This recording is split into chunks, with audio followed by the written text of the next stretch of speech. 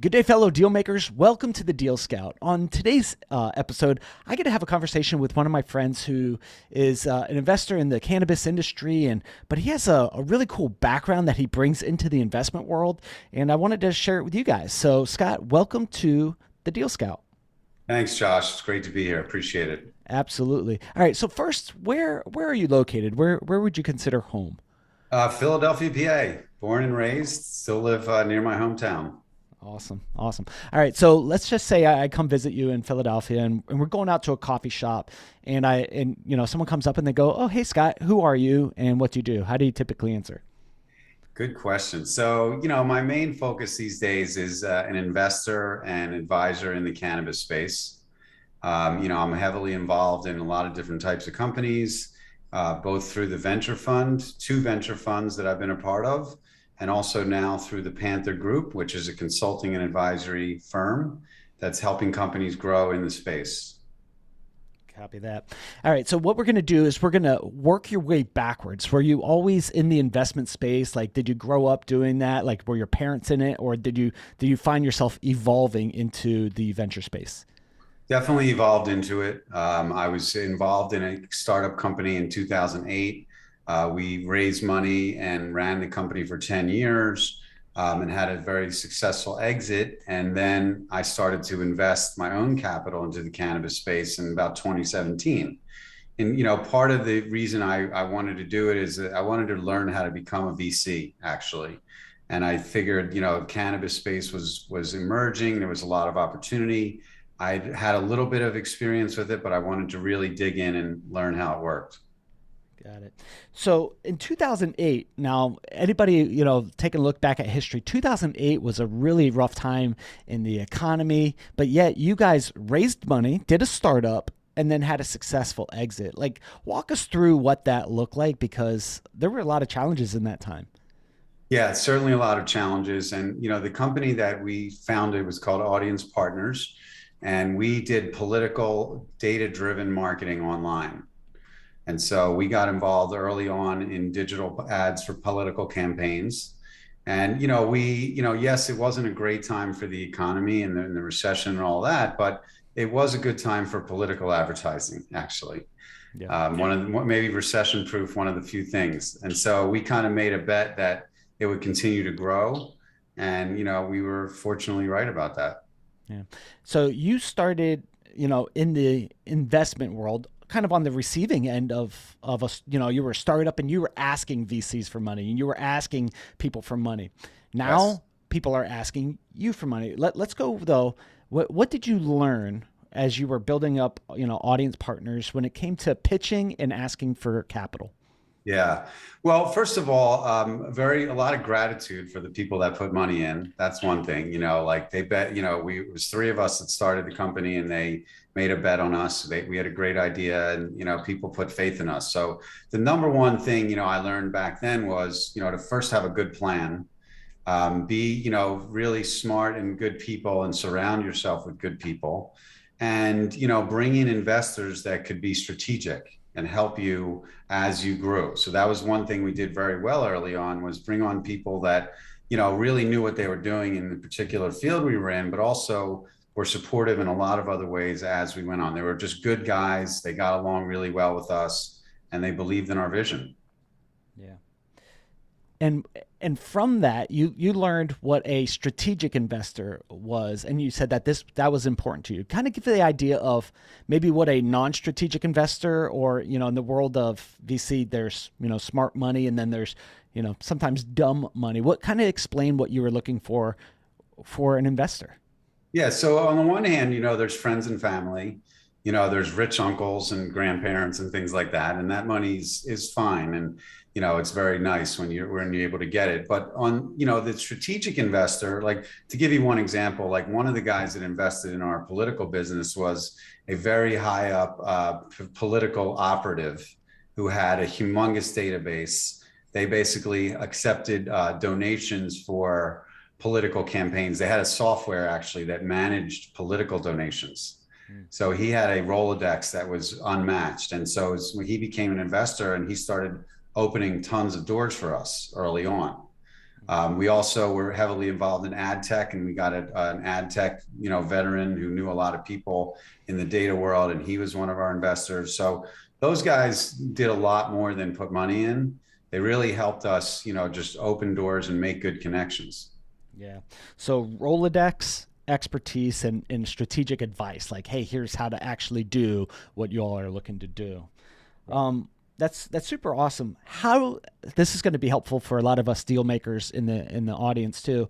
How do you go about finding a strategic investor, right? Because you guys now at Panther and the groups that you're working in as a VC, like what should people look for, and how do they find an investor that fits those criteria? So I would say the first thing is, try and understand what they're doing in the industry.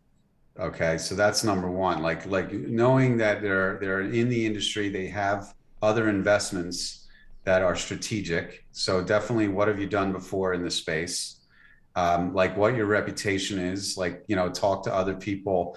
We would talk to people that they've invested in their other companies before. How are they as an investor? Are they supportive? Are they a pain in the butt? Are they cool people? So understanding the personalities. I'm a big fan of breaking bread and having drinks, or sitting down with people in person, getting to know them and their family life and their values, their integrity, their reputation in the space, or as previous investors.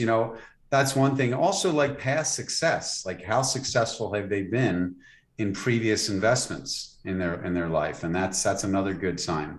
Yeah. As you're, what we'll do is we'll start on this side of the table and then we'll switch to the other side of the table. But have you ever had conversations where you guys were raising capital and you saw an investor and maybe they're showing up with money, but you're like, I don't know if this would actually be a good idea, and you turned down money? Have you ever found yourself in that situation? Oh yeah. Yes, more often than we'd like. What did Look, you see when that happened? what did I see? Well, Yeah. first of all, personality. I mean, look, let's be honest here, Josh. There's a lot of people that have major amounts of money that are not, a little arrogant and tough to deal with, Yeah. and can be very difficult. Like, as investors going forward. So you sort of project down the road, like, can I live with this person for 5, 7 years, and are they going to be, difficult to deal with? So that's number one. Obviously, number two is terms. We've gotten plenty of term sheets. Had multiple. I had early on in cannabis, I had a deal where we were going to raise money. I was so excited. It was my first big commitment for capital. And I came into the office and my partner says, "Have you seen this term sheet? It's really not good." And I was upset. I'm like, wait a second, I lined this money up, and now, the terms are not acceptable. And we had to move on from that one. So, that's something I learned early on, is that you could have a great person too, but, depending on the terms of the deal, it might not be in your best interest. Yeah, the terms have to make sense because you're going to be married, with them until there's some type of exit event later on, either a round or IPO or something. You're going to be married to these investors for a long time. So, Yes. yeah, and also look at the term sheet, right? See if that makes sense. Yes. So, when you built out audience partners, and as you were going through the process of raising capital, and you said you had a nice exit, what are you allowed to share with us about the exit process from, hey, I have an idea, I started, to now an exit, and what did that look like? Just share as much as you're able to. Sure. So I think the first thing is we position the company several years in advance for the exit. One of the ways was acquiring another company that had a technology that we knew would be, we thought would be very valuable in the future. And we sort of bolted that onto what we had built. That increased our value. That also diluted our shares, by the way. So in the beginning, it's like, wait, we're diluting ourselves, but we're going to be worth twice as much down the road. So that was really key. And that happened maybe 3 or 4 years before we had the exit. So we kind of, positioned ourselves in that part of it. But the other thing was that we ended up with competing offers. We ended up positioning ourselves where more than one company wanted to buy us. Mm, And that was really key to the eventual success. yeah. How did you do that? How did you get it? Like, did you just go to the marketplace and say, "Hey, everybody, this thing's for sale"? But how did you get that thing going? No, it was more nuanced, and it was some of them were our customers actually. So we had been doing business, and some of these people were starting to become big customers of ours. And we realized that the more that they relied on us to do what we're doing, the more it would make sense for them to acquire us. So having more than one, I mean, eventually we did eventually get have a banker involved. And so but at that point we had a lot of people knew who we were and what we had been doing. And so, there was definitely multiple parties that were interested in us. Copy that. Yeah. All right. So you had an exit. Around what year was your exit? 2017. Okay. Awesome. So after the exit, you're a fairly young guy. What was the day? You're welcome. What was day after exit for you? What was going on in your mind? What was going on in the family? What was going on, in your life? You know what, Josh? Ironically, there was a major health situation going on in my life too at the time. No kidding. Something that you and I have never really talked about, but so it was a very interesting and weird time for myself. I have a heart condition, and I actually had open heart surgery 2 weeks after the exit, believe it or Dang. not. No So really, kidding. when you asked what happened, it was a very weird and interesting time. I have born with a heart ailment, and I had to get it fixed, and so it just so happened that it was like same time. So I was sick actually when this happened, and I was really, really grateful to be alive, and I still am today. But I was also just like, wow, we're having this exit, which we worked 10 years to do, and I'm sitting in the hospital actually when it happened, right Wow. afterwards. Yeah. So you're sitting in the hospital while an exit's going around. Now, I think this helps put, deals and money into perspective when you're facing like, hey, I'm about to get open heart surgery. There's some risk associated with that. How did you view money in business when you were getting ready to get cut open?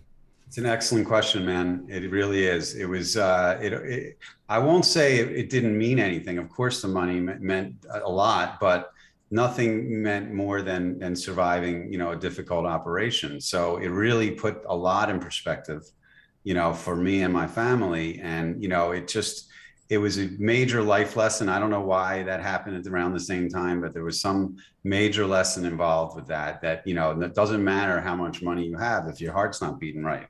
It was a very humbling experience. And I approached it with mindfulness. It's a big part of how I do, and like just happy to be in the moment and be, healthy, really. Yeah. So I really appreciate you talking about the personal side of the things that are going on in lives, because behind every deal maker, there's a story and there's things that we learn. And then the goal of this show is to put deals and deal makers together, but also to pass on wisdom and advice and these things to other entrepreneurs, right? As you're talking to other entrepreneurs, now you're on the side of the VC. Thank God you're well, and all things worked out for you, because I really enjoy our relationship. But now you get to work with entrepreneurs and you're investing in people, but you have a different perspective than a lot of investors have, because you raised money, built a business, sold a business, now invest in business. So you have a breadth of knowledge and experience. But let's start on the personal side. When you're sitting across from an entrepreneur and you're about to slide them a big check, and you could give them some personal advice. What personal advice do you slide over with the check? Yeah, so definitely the experience of being on the other side is huge in that situation. Like I mentioned, gratitude, which I'll mention many times, but like the fact that someone bet on us in those days was really, really awesome, and I was very grateful for it. And now, like I'm in the position to say to someone, okay, we believe in you, we believe in your vision. We're going to support you, and I understand what that means to someone else, and I don't take that lightly, And certainly, the money is obviously the main thing, sliding the check across. But the fact that we're going to be with you and we're going to help you with this journey, the one thing about us, which I feel proud of, is like we are strategic investors. We are not dumb money. Hopefully, most people would agree. But like we're not the type of people to put a check in and then say, let us know how it's going in a year. We're there. We're supportive. We're going to be there to help you and advise with you and help you get to that next level. So just letting them know that we're there for all the other things after the check comes in, I think is really important for entrepreneurs. Yeah. So 2008, let's go back into that. So, standing behind you, I see a really cool statue of a well-known athlete. Could you share us, for people who might just be listening in, they're like, okay, I can't see that, Josh, Yeah. obviously, but kind of describe what you have on the shelf behind you and why is that important to you? Well, it's Wilt Chamberlain, and many people know he scored 100 points in a game in 1962, and he was holding up a piece of paper that said 100. It's a very famous photo of Wilt, and been a part of the NBA for my entire life basically, and my father was at that game, and my good buddy wrote that 100 on the piece of paper. The guy I learned my job from with the Sixers, and so NBA basketball and the Sixers are part of my life really. So Wilt was a good guy too. I met him a few times, and he was a pretty amazing human. Okay. So, all right, this is something that we definitely need to peel back. Talk to us about what work did you do in the NBA? Yeah. I mean, did you play basketball yourself or were you on the business side? Like, No, I tried to play basketball and got cut from my high school team, but that's another story. okay. I played pickup ball a lot in Philly here, but no. So basically, my father was the 24-second shot clock timer for the Sixers, starting in the late 50s, early 60s. And when I was born, I was born into it almost. And then when I was a young child, I used to go to the games with my dad, and I used to keep score for fun. My dad would give me a program and a pen, and I would keep the points and for all the players, and I just really enjoyed it. And when I graduated college in 1988, they said, you want to work, and I'm like, you're going to pay me to do this? Okay. So I started working for the Sixers then, 35 years ago, and I keep stats at every home game, basically. No kidding. So you actually got to work in stats and data and taking a look at things from the analytical point of view into NBA. What did you learn doing that? Right, because you're betting on essentially like how people are playing and you're tracking their progress. What did you learn there that makes you a good investor over here? Good question, man. Well, first of all, and it also led to advertising too. So there's a lot of things. Now that I look back on it, there's a lot of things I learned from basketball. One is certainly recording numbers. So, first part, like, writing numbers down and keeping track. That's really important from an investor, as an advertiser, as a basketball statistician. You got to know how to write things down and keep track of what's happening. Okay. The second part is really analyzing the numbers, looking at percentages and looking at growth over time and trends and runs and things like that, and individuals, but also teams. The one thing that was very cool early on, like basketball field goal percentage. When I started learning to do digital marketing, I got into Google AdWords, and I realized that a click-through rate in AdWords was the same as a field goal percentage in basketball. Yeah, and it was like a light bulb went off in my head. I'm like, I think I could do AdWords because I've been doing basketball stats for 20 years, and it's not a whole lot different. And so when I got started to trend into digital marketing, I realized that I already knew a lot about how to collect and the numbers and then tell a story. So part of this, and this goes to investor too, is like looking at the numbers and really understanding the story of what's going on. Like when that's the same in a basketball game or an ongoing business. Yeah. So how do you go from NBA to entrepreneur, founder, to now, and we'll get into the VC world. Like, how did you go from NBA to that? Well, I'm not as young as you think, Josh, actually. And I had another career in between there. I actually was in the jewelry manufacturing business uh, for a long time. When I first got out of college, my dad had a jewelry shop in Philadelphia, and we made jewelry. And so that was my thing right after college. The Sixers I've done all along, but I did jewelry as my main, thing. And so I became an entrepreneur in the jewelry business, and I learned a lot about that over those years. And over time, I tried to figure out, the internet started coming about, and I started figuring out how to put a website up and learned AdWords to sell jewelry. Mm-hmm. So that was kind of the transition that got me into advertising. Then I started doing AdWords for a bunch of other people, and eventually that led into politics in '08. Got it. Okay, I understand. How old are you? Are you allowed to say how old you are? Sure, 55, Oh, okay, awesome. and happy to be here. Yeah, man, happy to have you. So, all right. So now you had an exit. You had open heart surgery 2 weeks later. You started to get healthy again. You got back on the. When did you decide to go? All right, I want to get back in the game. I want to get back into business. And or did you have the ability, like with your exit, where you could have been like, "Peace, I'm built. Buying a sailboat and I'm out of here." Like, what was going through your mind after that? Yeah, it was a really interesting time. And so what happened prior to the exit was I had gotten involved in cannabis through the advertising business. So we had done political ads. I got involved in marijuana politics in 2014, actually. And I started to do advertising in the cannabis space, a little bit of it. And so I started to go to the trade shows and I was very enamored with what was going on. I had a feeling that 2016, each 2 years in the midterms elections, things would change and things would move forward. So I had a good idea that in 2016, California would go to legal cannabis and things would go. So I started a business in cannabis while I was at the other company. We had a startup in California and it was sort of just like an offshoot. We spun it out of our ad business. And so then in 2017, when we had the exit, I was like, all right, now it's time for me to completely just go full speed ahead into the cannabis space. I was able to invest some of my own funds into the venture fund and really start to become like heavily involved.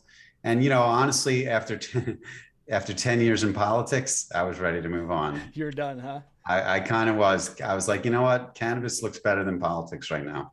Yeah. So you were kind of going, I've made some investments while you were building a business. You did another startup. So that's really in your blood. It's in your heart to build things, to be an entrepreneur and to do this. Yeah. As you're going through your career and your journey and even looking in the future, like what keeps you going and how do you know you're winning? Like what keeps you going and how do you know you're winning? Well, it's an interesting thought. I mean, first of all, what keeps me going is, the excitement and the where we're at in this cannabis space, and the idea that we can invest in companies and they can grow and be profitable. Like that's certainly winning is exits. Okay, that's one measure of winning is having companies that exit and having liquidity of some kind. That's one thing. But also just watching the space grow. Like now that I've been in part of this for 8 years, I've seen a lot of things happen and that I kind of thought would happen. Like, I made a bet that this business would expand and that these companies would become more valuable. And so that the exciting part is seeing that happen. Like, and seeing legalization spread across the country and seeing jobs being created and people getting out of jail and all that stuff is happening that we thought would happen.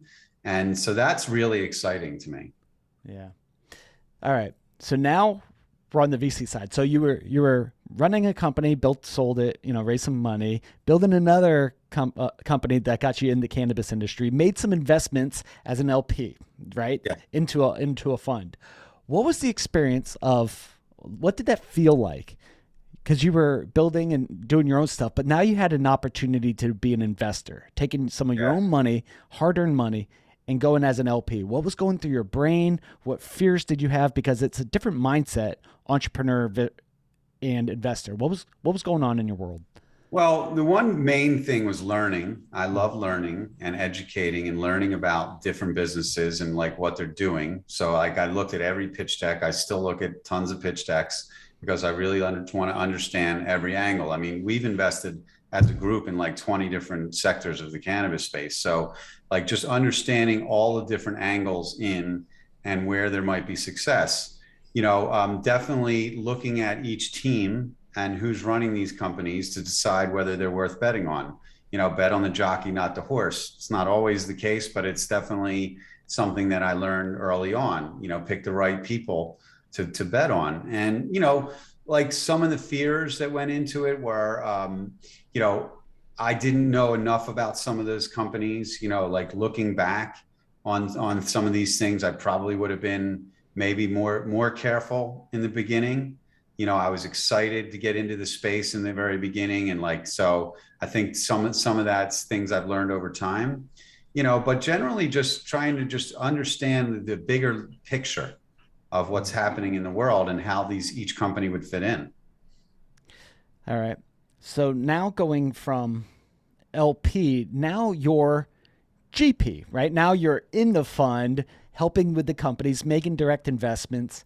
What was the difference there from LP to GP? See, I love having a conversation with you because you've hit so many different sides of the entrepreneurial Yeah. growth process.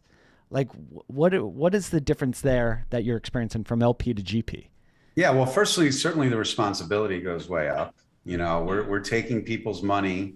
We have a lot of investors in our funds, and they're trusting us to make good decisions. So certainly, it's certainly not just about me anymore. It's about all the other investors too. And how do we make smart decisions? It's also really cool to be in the position to say to someone, we're investing in your company, we're writing you a check. So it's like a sense of like giving something to somebody. It's not all my money, but that's the responsibility part. But it's also like cool. It's like, hey, we're you asked us for money, we're going to give it to you now. So it's but I also feel responsible for also helping them, like I said earlier, like in every other aspect of the business. Like we're not just giving you money, we're going to help you succeed in this world. So I feel that added responsibility of being supportive to whoever we're investing in. Yeah. So, and sitting there with a potential investor into now your all's fund, what fund number are you guys on now?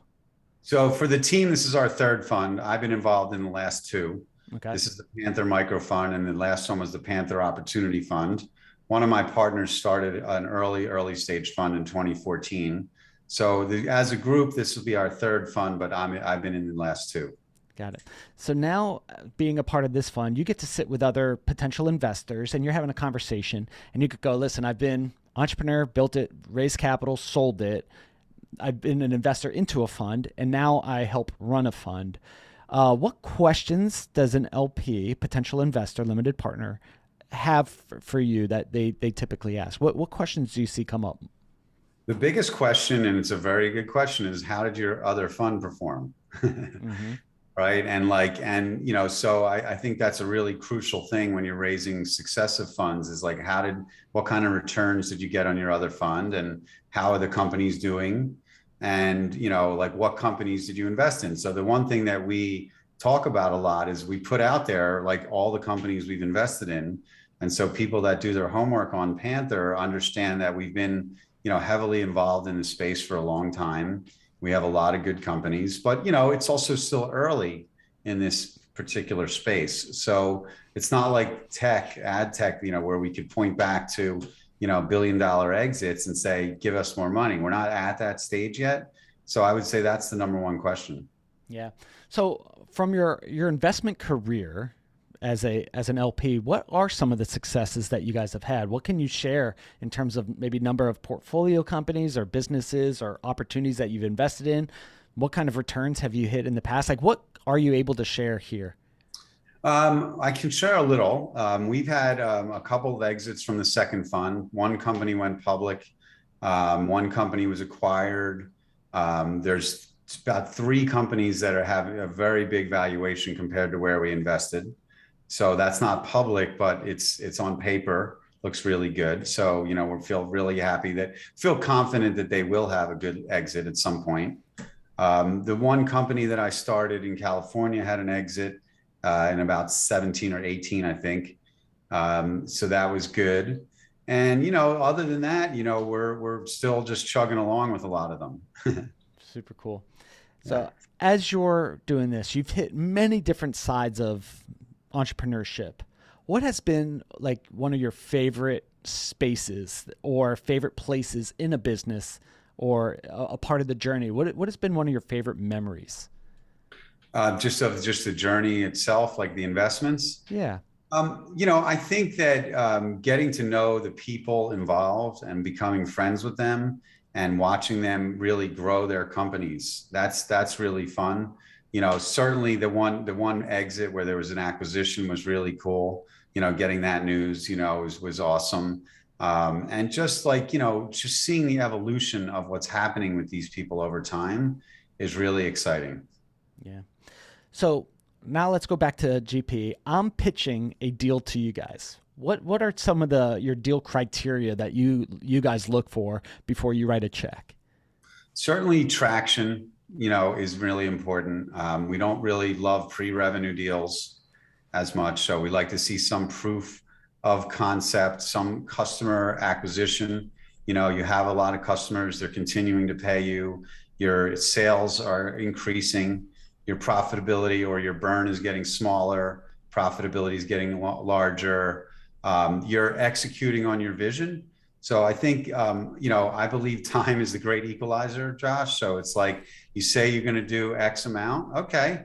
Like in a year, let's look back. How did you do compared to what you said? And how is your company like changed with the difficult circumstances that may be going on? How have you dealt with rough times? How have you built your team? This is a big part of it because, most of these companies are small-ish.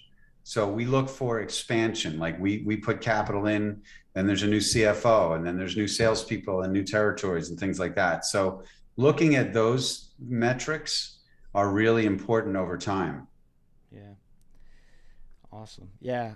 So you're asking like you're when you say you bet on the jockey, right? You're betting on the people, and you're saying like how have you built your team, and how have you overcome hard times, right? What about with someone who maybe doesn't have a team, who's a solopreneur, or maybe who's never gone through hard times? Like, what kind of questions do you look at there because they don't have the track record yet? Well, one of the things that I left out in the last answer is having a track record is super important to us. So we don't really love, we don't invest in too many people like that haven't done it before, that haven't done something. So certainly one of the questions is, what did you do before this space? Not many people have been in cannabis that long. Yeah. So everyone is a lot. That's what's fun about it too. Like people are coming from all different angles. So like, for example, there's some guys that are creating tech platforms in cannabis that created a successful tech platform in something else. And now they're, using the same engineers and skill sets to do something in this space. So that's really important. It's not great when they're just a solo person that doesn't have a team or plan. So we shy away from those types of deals. Yeah. So it's a really niche community, right? And you guys have been in it for a long time. What have you found is something that brings you all together? Like what is the excitement about the industry, and why are people so passionate about it? Well, I think first of all, most of us in this space realize that we're still in the early stages and we're growing really, really rapidly, 30 to 40% a year. Sometimes people are predicting. There's not many industries in this country right now that are growing at the rate of cannabis. And that's number one. Number two, I come back to politics a lot. And if you look back, the politics of cannabis have changed dramatically in the last 25 years. California in 1996 legalized medical cannabis.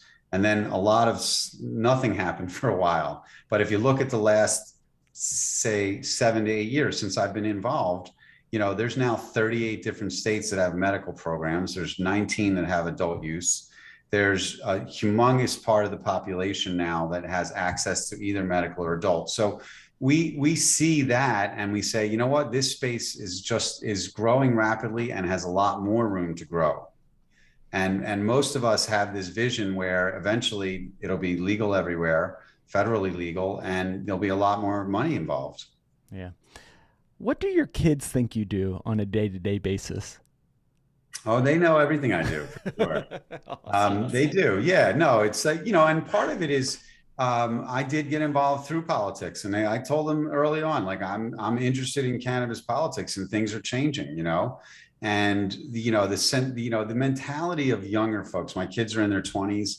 They understand that pot being illegal is a dumb idea, right? It took us, our generation, a long time to finally admit that it was really not sensible. They understand, compared to alcohol and pills and cigarettes and everything like that cannabis is safer than all of them.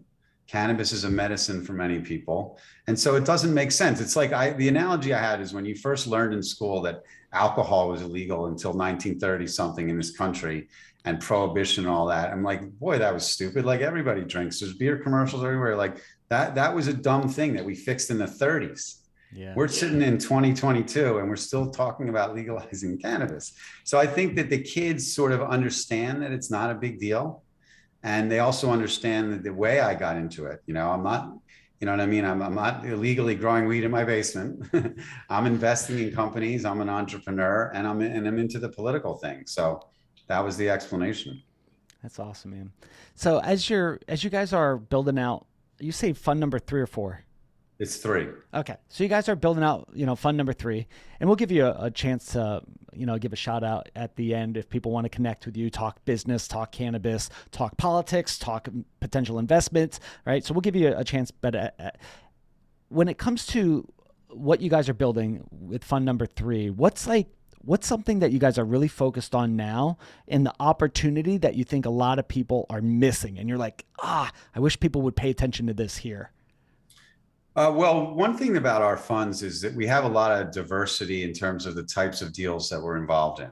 So we study every sector.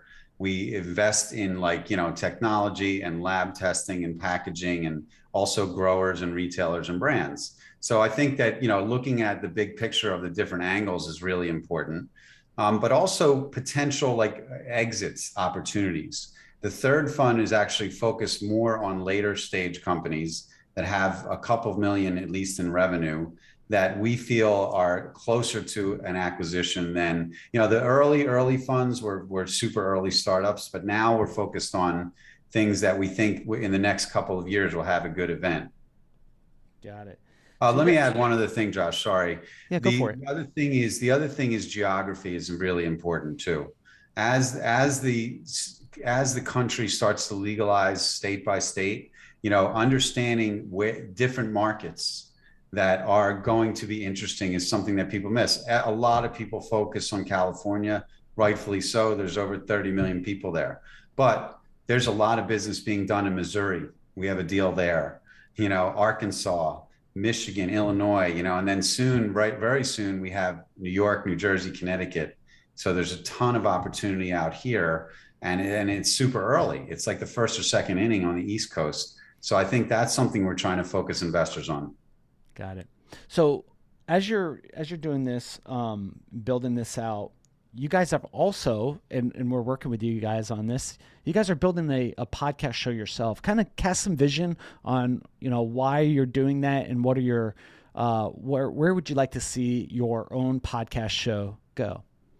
Well, first of all, Josh, I'm very grateful for your help. You've taught me a lot about it, and you're definitely coaching us and helping us a lot. So thank you very much for that. And, I think it's, we have a lot to say. We have a lot of knowledge. We have a lot of exposure in the industry. We love to educate investors. We've been in it and we're comfortable with it, but a lot of people are still oh, I'm not sure about cannabis. What's going on? They're not following it like we are every day. So part of the podcast thing is we want to tell people what's happening and why we think it's an interesting investment opportunity. We want to give that vision of where we think the space is going, including the geography that I just mentioned. Things are expanding. The total addressable market is exploding really, month by month. There's new stores in lots of places. There's new businesses being licensed in lots of places. So we want to just get that word out there and have people get ahead of it. One other thing that I feel is it's still a really good time to invest.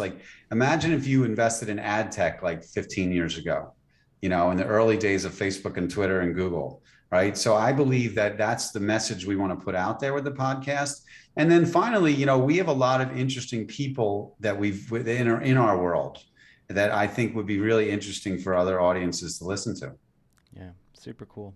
So where could people go to connect with you and have a conversation with you about maybe politics, the podcast, maybe the fund that you guys are building? What's a good place to connect with Scott? Well, LinkedIn is great. I'm easy to find on LinkedIn, Instagram for sure, Twitter too. But, the website is thepanthergroup.co. So you can find the Panther Group in lots of places. We have a newsletter. For me personally, I'd say LinkedIn is probably the best spot. And I love meeting new people and talking to people about all this stuff, and so I'm pretty approachable, I think, most of the time. and maybe too much. Yeah. But I really like, making and building relationships a lot. Very cool.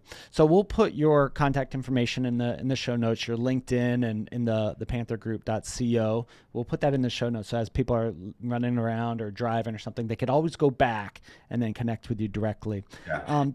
During this interview, I probably should have asked a series of questions or a specific question that I was supposed to, and I completely screwed up and did not. What questions should I have asked you?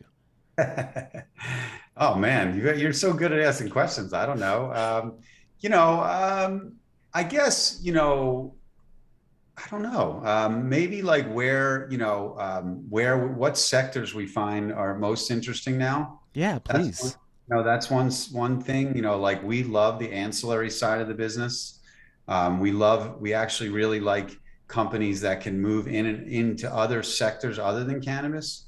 Like if they have something that they can sell to someone else, like in a different industry, that's one thing. But also like, understanding, the stage of where a company's at and getting involved, like in the sector, meaning like, so, investing in a grower, like right before, their legalization, adult use kicks in, so I think the timing in the sector selection is really important. Awesome. As you guys are doing that, what have you found? What are some key indicators to know that a sector or a geographic location may go legalization, medical, or even adult use? Like, what are some things that you guys look out for? Because you're the guy who's tracking everything, the data, the analytics. You guys have your finger on the pulse politically. Just give us some insights on what do you look for that other people are missing out on. I think one thing that we've done very well is study the markets that are first, really spending a lot of time there. The first place I went was Denver, Colorado in 2014 because they adult use had passed there. And I was like, okay, well, and I was blown away. I'm like, wow, like this is going. And then a couple of years later, I started going to California and Oregon and Washington, and I started studying what parts of the business were evolving at what velocity. So in the early days, let's say growers did really well, but over time, the price of cannabis went down. In the early days, the technology, the point of sale platforms were really important as the dispensaries started to grow. And then it became a lot more competitive. So looking at the evolution of each market, the competitive balance, there's 1,000 brands in California now, so that's a data point. There's probably 25 brands in New Jersey at this point. That's a big difference. But we do see those other markets evolving in a similar fashion as the existing markets. So really pulling in that data and understanding what sector's growing. I'll give you another one, lab testing. Lab testing is mandated and regulated in every state. And because there's in the developing states, there's not a lot of cannabis being grown. There's not a lot of lab testing needed. But over time, the East Coast lab testing is a good sector to be in because there's going to be hundreds and hundreds of growers now and processors that are going to need to get their stuff tracked and tested. And those labs don't exist today. So things like that are super important. Awesome. Awesome, awesome, awesome. Scott, I really appreciate you coming on the show, sharing your story and hearing some things that I didn't know about you. So I love doing these things because I get to know you, and so does the audience. So once again, for the audience, if you want to connect with Scott, you guys could head on over to thepanthergroup.co, connect with him there, but also his LinkedIn. He said that's a great place to ping him and connect and talk cannabis as a whole, investments and podcasting. If you're interested in maybe being on their show, that's a good place to start out that conversation as well. So any final thoughts before we close? And let me set it up this way, maybe, Scott, is you've had a situation where you've had to learn to look at business from a different point of view because you said, what does money or business, what's it matter if your heart's not beating?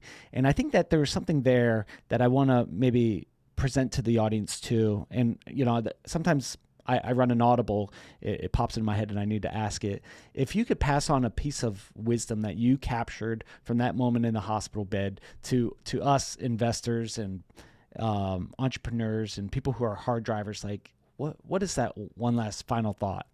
Yeah, thank you for that question. I mean, certainly health is more important than anything else. If you don't have your health, it doesn't matter, and a lot of us work really hard, but balance is really important. Having perspective, having time with family and friends, exercise, mental health. I do a lot to keep my mental strength strong, and things like that. And, like business is up and down. It's not easy, and there's a lot of tough, difficult times, but as difficult as they are, they're not as difficult as being in a health situation. So, if you have your health, then, everything else will take care of itself. And, try and live in the moment. I'm a big fan of mindfulness, and I'm trying, even though I do it, I try not to worry about the future as much and try and take care of the present moment. Yeah, it's super cool.